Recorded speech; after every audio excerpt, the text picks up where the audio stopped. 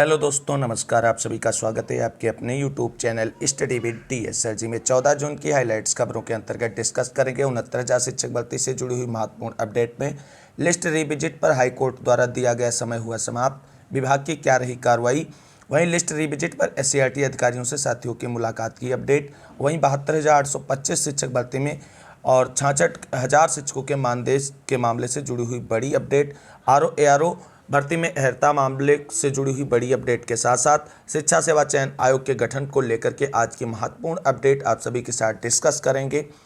साथियों, प्लीज़ एक छोटी सी रिक्वेस्ट है कि वीडियो को लाइक करें, दोस्तों में शेयर करें। अगर आप सभी में से कोई भी भाई बहन चैनल पर पहली बार विजिट कर रहा है तो शिक्षा जगत की और न्यू वैकेंसी की महत्वपूर्ण अपडेट पाने के लिए चैनल को सब्सक्राइब करके बेल आइकन जरूर दबा लें। तो आइए साथियों, शुरू करते हैं आज का वीडियो। देख लेते हैं आज की महत्वपूर्ण खबरों के बारे में महत्वपूर्ण जानकारियां। सबसे पहले बात कर लेते हैं आरओ एआरओ की भर्ती से जुड़ी हुई महत्वपूर्ण अपडेट के बारे में। तो साथियों, जैसा कि आप सभी लोग जानते हैं, उत्तर प्रदेश में आरओ एआरओ भर्ती का विज्ञापन लगातार कहीं ना कहीं चर्चा का विषय बना हुआ है और अभ्यर्थियों को लगातार इंतजार है आरओ एआरओ भर्ती विज्ञापन का। लेकिन आरओ एआरओ भर्ती का विज्ञापन क्यों नहीं जारी किया जा रहा है, उसको लेकर के बड़ी अपडेट निकलकर सामने आई है। तो खबर जानते हैं विस्तार से। आरओ एआरओ की अर्हता स्पष्ट नहीं है और इसलिए फंसी हुई है भर्ती। समीक्षा अधिकारी आरओ, सहायक समीक्षा अधिकारी एआरओ के पदों पर भर्ती फंसी हुई। महीनों बाद भी शासन समकक्ष अर्हता को लेकर स्थिति स्पष्ट नहीं कर सका है। ऐसे में रिक्त पदों का अध्याचन मिलने के बावजूद उत्तर प्रदेश लोक सेवा आयोग विज्ञापन जारी नहीं कर पा रहा है। आरओ एआरओ की पिछली भर्ती का विज्ञापन वर्ष 2021 में जारी किया गया था। वर्ष 2022 में आरओ एआरओ के पदों पर कोई भर्ती नहीं आई। आयोग ने जब वर्ष 2023 का परीक्षा कैलेंडर जारी किया तो उसमें भी आरओ एआरओ की नई भर्ती को शामिल नहीं किया। अभ्यर्थियों ने जब जन सूचना अधिकार के तहत जानकारी मांगी तो आयोग की ओर से बताया गया कि आरओ एआरओ के रिक्त पदों का अध्याचन तो प्राप्त हो चुका है, लेकिन रिक्त पदों का अध्याचन मिलने के बाद भी उत्तर प्रदेश लोक सेवा आयोग अमूमन माह भर में भर्ती का विज्ञापन जारी कर देता है। लेकिन इस बार महीनों बीत गए और नई भर्ती का कोई अता पता नहीं है। आयोग के सूत्रों का कहना है कि आरओ एआरओ के पदों पर समकक्ष अर्हता को लेकर विवाद था और समकक्ष अर्हता स्पष्ट करने के लिए आयोग की ओर से शासन को पत्र लिखा गया था, लेकिन अभी तक कोई जवाब नहीं मिला है और भर्ती फंसी हुई है। प्रतियोगी छात्र संघर्ष समिति के मीडिया प्रभारी प्रशांत पांडे का कहना है कि आयोग को अध्याचन मिले 6 माह बीत चुके हैं, लेकिन शासन भर्ती को गंभीरता से नहीं ले रहा है। बड़ी संख्या में बेरोजगार नौकरी के लिए भटक रहे हैं और इंतजार में ओवर एज हो रहे हैं। भर्ती में जितनी देर होगी और ओवर एज होने वाले बेरोजगारों की संख्या उतनी ही बढ़ेगी। तो कुल मिलाकर के आरओ एआरओ भर्ती का इंतजार कर रहे युवाओं को अभी इंतजार और लंबा हो सकता है, क्योंकि जब तक अर्हता संबंधी जो विवाद है वो शासन स्तर से निस्तारित नहीं किया जाएगा तब तक उत्तर प्रदेश लोक सेवा आयोग की तरफ से आरओ एआरओ भर्ती का विज्ञापन जारी नहीं किया जाएगा। अब मूव करते हैं अगली प्रमुख खबर की तरफ। अब उच्च शिक्षा निदेशालय की तरफ से बड़ी अपडेट निकलकर सामने आ रही है कि उच्च शिक्षा का अध्याचन अब पोर्टल पर। उच्च शिक्षा निदेशालय से भर्तियों के लिए रिक्त पदों का विवरण अब ई अध्याचन पोर्टल के जरिए भेजा जाएगा। इस बदलाव का आदेश जारी कर दिया गया है। इससे अध्याचन तत्काल पहुंच जाएगा और फाइलें गुम होने की संभावना नहीं रहेगी। प्रदेश भर के राजकीय महाविद्यालयों और अशासकीय सहायता प्राप्त एडेड महाविद्यालयों में असिस्टेंट प्रोफेसर, पुस्तकालय अध्यक्ष और लिपिकों की भर्ती का अध्याचन उच्च शिक्षा निदेशालय से भेजा जाता है। इसके अलावा राजकीय पब्लिक लाइब्रेरी और निदेशालय में भी कर्मचारी भर्ती का अध्याचन भी भेजा जाता है। अब तक यह अध्याचन उत्तर प्रदेश लोक सेवा आयोग, उच्चतर शिक्षा सेवा आयोग, अधीनस्थ सेवा चयन आयोग को ऑफलाइन भेजता था। अब संयुक्त निदेशक उच्च शिक्षा डॉक्टर के.सी. वर्मा ने अध्याचन भेजने के लिए 2 सहायक निदेशकों को नोडल अधिकारी बनाया है। इसमें उच्च शिक्षा निदेशालय के पदों पर का अध्याचन सहायक निदेशक बी.एल. शर्मा भेजेंगे, जबकि राजकीय महाविद्यालयों, राजकीय पब्लिक लाइब्रेरी, क्षेत्रीय कार्यालयों के समूह का, खा और गा वर्ग के रिक्त पदों का अध्याचन सहायक निदेशक डॉक्टर शैलेंद्र तिवारी भेजेंगे। आने वाले दिनों में राजकीय महाविद्यालयों में असिस्टेंट प्रोफेसर भर्ती का अध्याचन उत्तर प्रदेश लोक सेवा आयोग को भेजा जाएगा। तो कुल मिलाकर के एक अच्छी पहल की गई है उच्च शिक्षा निदेशालय की तरफ से और ई पोर्टल के माध्यम से अध्याचन प्रक्रिया भेजने में अध्याचन को लेकर के जो देरी होती है वो कहीं ना कहीं अब नहीं देखने को मिलेगी। मूव करते हैं अगली प्रमुख खबर की तरफ। अब बात कर लेते हैं 72,825 शिक्षक भर्ती में 66,000 शिक्षकों के मानदेय से जुड़ी हुई बड़ी अपडेट। तो 66,000 शिक्षकों को नहीं मिला है बकाया मानदेय। क्या है खबर, जान लेते हैं विस्तार से। तो परसदी प्राथमिक स्कूलों में 72,825 प्रशिक्षु शिक्षक भर्ती के तहत नियुक्त 66,000 से अधिक शिक्षकों को 7 साल में 3 महीने से अधिक समय का बकाया मानदेय का भुगतान नहीं हो सका है। जनवरी 2015 में चयनित प्रशिक्षु शिक्षकों को 6 महीने का स्पेशल बीटीसी प्रशिक्षण कराना था, लेकिन चयनित अभ्यर्थियों को 6 माह की बजाय 9 महीने से अधिक का प्रशिक्षण कराया गया। बेसिक शिक्षा विभाग ने प्रतिमाह 7300 रुपये के हिसाब से 6 महीने प्रशिक्षण अवधि का मानदेय भुगतान तो किया, लेकिन शेष 3 महीने से अधिक अवधि का मानदेय नहीं मिला है। भर्ती में चयनित 66,000 से अधिक शिक्षकों के 3 महीने का मानदेय जोड़ा जाए तो 144 करोड़ से अधिक बनता है। शिक्षक कई बार IGRS पोर्टल पर शिकायत कर चुके हैं। हर बार फाइल बेसिक शिक्षा निदेशक से सचिव बेसिक शिक्षा परिषद की ओर और फिर सचिव से निदेशक कार्यालय भेज दी जाती है। और इस मामले में प्रदेशीय प्राथमिक शिक्षक संघ से जुड़े निर्भय सिंह ने 30 अप्रैल को कार्मिक लोक शिकायत और पेंशन मंत्रालय के PG पोर्टल पर भी शिकायत की है। वहीं 7 साल में 3 माह के बकाया मानदेय का भुगतान नहीं हो पाया है और 72,825 भर्ती के तहत 6 की बजाय 9 माह का कराया गया था अभ्यर्थियों को प्रशिक्षण। 11 साल बाद भी वापसी के नहीं मिले 290 करोड़।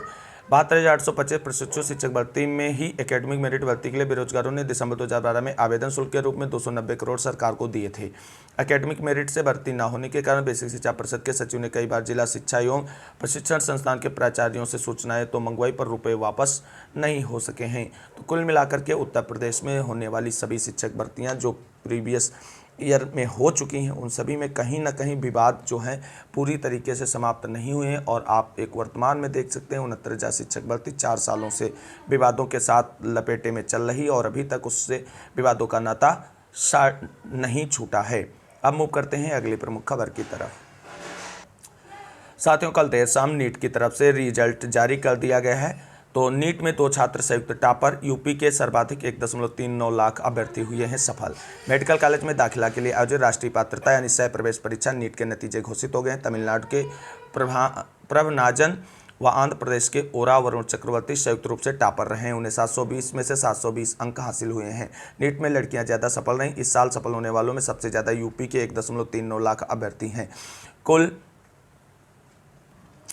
11,45,976 अभ्यर्थी सफल घोषित किए गए हैं। इनमें 4,90,374 छात्र हैं, 6,55,599 छात्राएं और 3 ट्रांसजेंडर अभ्यर्थी सफल हुए हैं।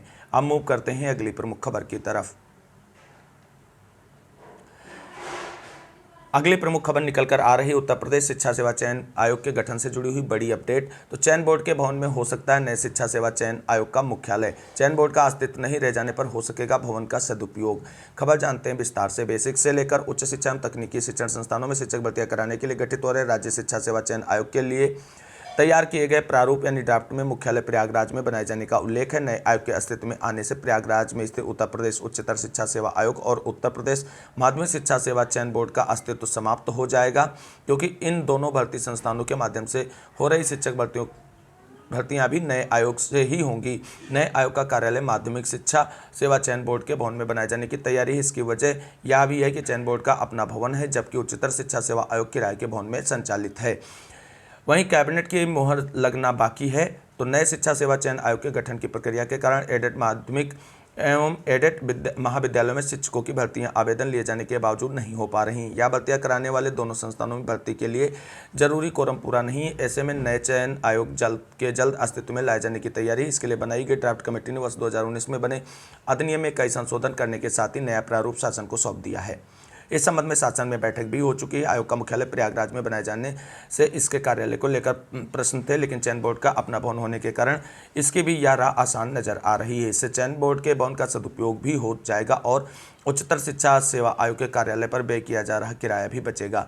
नए आयोग के अधिनियम के प्रारूप पर कैबिनेट से मोहर लगने के बाद गठन की प्रक्रिया तेजी से पूरी की जाएगी और उम्मीद की जा रही है कि 24 जुलाई को होने वाली कोर्ट सुनवाई से पहले नए शिक्षा सेवा चयन आयोग अपने अस्तित्व में आ जाएगा, क्योंकि 24 जुलाई को होने वाली कोर्ट सुनवाई में राज्य सरकार की तरफ से रिटर्न में हलफनामा दाखिल करना है नए शिक्षा सेवा चयन आयोग के गठन को लेकर के।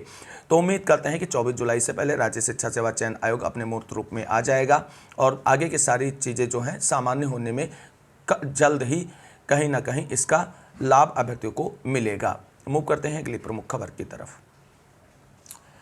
साथियों अब बात कर लेते हैं 69,000 शिक्षक भर्ती से जुड़ी हुई बड़ी अपडेट के बारे में। तो साथियों जैसा कि आप सभी लोग जानते हैं 69,000 शिक्षक भर्ती आरक्षण विसंगति मामले को लेकर के सिंगल बेंच के आर्डर के बाद में डीबी में सुनवाइयां चल रही हैं और 17 जुलाई अगली डेट लगी हुई है। लेकिन इस बीच आप सभी को बता दें सुप्रीम कोर्ट के आर्डर के अकॉर्डिंग आंसर की प्रकरण वाले अभ्यर्थियों की नियुक्ति प्रक्रिया हो जानी चाहिए थी, लेकिन उनकी नियुक्ति प्रक्रिया भी अभी नहीं पूरी की गई है बेसिक शिक्षा विभाग की तरफ से। तो इस बीच आप सभी को बता दें बड़ी अपडेट निकलकर सामने आ रही है कि लिस्ट रिविजिट पर हाईकोर्ट द्वारा दिया गया समय हो गया है समाप्त। साथियों जैसा कि आप सभी लोग जानते हैं 69,000 शिक्षक भर्ती आरक्षण विसंगति मामले में सिंगल बेंच के आर्डर से राज्य सरकार को 69,000 शिक्षक भर्ती की लिस्ट रिविजिट करने के लिए 3 माह का समय दिया गया था, जो 13 जून को 3 माह का समय समाप्त हो चुका है। और लेकिन बेसिक शिक्षा विभाग की तरफ से अभी भी ना तो सिंगल बेंच के आर्डर को लेकर के लिस्ट रिविजिट की प्रक्रिया फाइनल की गई है और ना ही सिंगल बेंच के आर्डर को डीबी में चैलेंज किया गया है सरकार की तरफ से। हालांकि अभ्यर्थियों की तरफ से याचिकाएं फाइल की गई हैं और उन पर सुनवाई भी हुई है और अगली सुनवाई की डेट भी लगा दी गई है। तो कुल मिलाकर के इस दृष्टि से अगर देखा जाए तो उत्तर प्रदेश का बेसिक शिक्षा विभाग कहीं ना कहीं कोर्ट से ऊपर नजर आ रहा है, क्योंकि जिस तरीके से आंसर की प्रकरण मामले में सुप्रीम कोर्ट के आदेश को भी दरकिनार करते हुए उनकी नियुक्ति प्रक्रिया को लटका रखा है, वहीं सिंगल बेंच के आर्डर जो हाई कोर्ट की सिंगल बेंच थी उसके आर्डर के अनुपालन में 3 महीने बिता देने के बाद भी अभी तक लिस्ट रिविजिट की प्रक्रिया विभाग के द्वारा नहीं अपनाई गई है। तो ये कहीं ना कहीं बेसिक शिक्षा विभाग के आला अधिकारियों की तानाशाही नजर आ रही और इसी के परिणाम स्वरूप आपको बता दें 69,000 शिक्षक भर्ती में आरक्षण विसंगति का मामला निकलकर सामने आया था। अगर सही तरीके से नियमों का अनुपालन किया गया होता तो आज 69,000 शिक्षक भर्ती नीट एंड क्लीन हो चुकी होती और पूरी तरीके से भर्ती प्रक्रिया कहीं ना कहीं पूरी हो चुकी होती। लेकिन बेसिक शिक्षा विभाग का जो रवैया है इसी के कारण ये भर्ती जो है विवादों में फंसी हुई है। तो कुल मिलाकर के ऐसा कुछ नहीं कि 3 महीने का समय बीत गया है और अब लिस्ट रिविजिट नहीं की जा सकती बेसिक शिक्षा विभाग के द्वारा। बेसिक शिक्षा विभाग के द्वारा लिस्ट रिविजिट की जा सकती है क्योंकि अगली सुनवाई इस मामले में डीबी में 17 जुलाई को लगी हुई है और उससे पहले लगभग 1 महीने से अधिक समय अभी बेसिक शिक्षा विभाग के पास है सिंगल बेंच के आर्डर के अकॉर्डिंग आगे की कार्रवाई बढ़ाने के लिए। अब देखना ये होगा कि 17 जुलाई की कोर्ट सुनवाई से पहले बेसिक शिक्षा विभाग लिस्ट रिविजिट करते हुए फाइनल रूप से रिविजिट लिस्ट 17 जुलाई को कोर्ट में प्रस्तुत करेगा या कोर्ट की 17 जुलाई सुनवाई के लिए बेसिक शिक्षा विभाग और उत्तर प्रदेश सरकार की तरफ से आगे का समय और लिया जाएगा। ये सारी चीज़ें आने वाले समय में कोर्ट सुनवाई के दौरान जो है सामने निकल कर आएंगी। उम्मीद की जा रही कि बेसिक शिक्षा विभाग इन शेष बचे समय में सिंगल बेंच के आर्डर के अकॉर्डिंग लिस्ट रिविजिट करते हुए 17 जुलाई की कोर्ट सुनवाई में रिविजिट लिस्ट प्रस्तुत करेगा और रिटर्न हलफनामे के साथ इस मामले से जुड़े हुए मुद्दों को शॉर्ट आउट करने का प्रयास किया जाएगा। वहीं आपको बता दें लिस्ट रिविजिट पर SCRT अधिकारियों से मुलाकात की गई।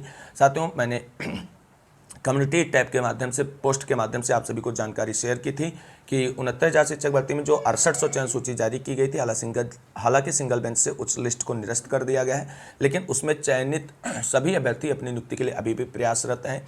तो कल लिस्ट रिविजिट की प्रक्रिया जानने के लिए SCRT पर रंजीत भाई एंड उनकी टीम की तरफ से अधिकारियों से मुलाकात की गई और विस्तृत चर्चा के बाद पूरी तरीके से आप सभी लोग जानते हैं बेसिक शिक्षा विभाग के सभी अधिकारी हम लोगों को आश्वासन देने में कितने एक्सपर्ट हैं।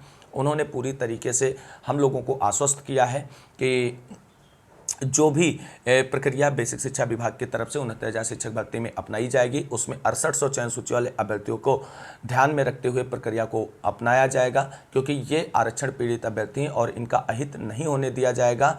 और लिस्ट रिविजिट होगी या 27-21% सीटों की मांग जो है कोर्ट से अगर मंजूर होती तो उसमें भी 6800 चयन सूची वाले अभ्यर्थियों की नियुक्ति का ध्यान रखा जाएगा। तो कुल मिलाकर के अभी लिस्ट रिविजिट की प्रक्रिया पूरी नहीं की गई है, ये बात तो स्पष्ट निकलकर SCRT अधिकारियों के माध्यम से आ गई है।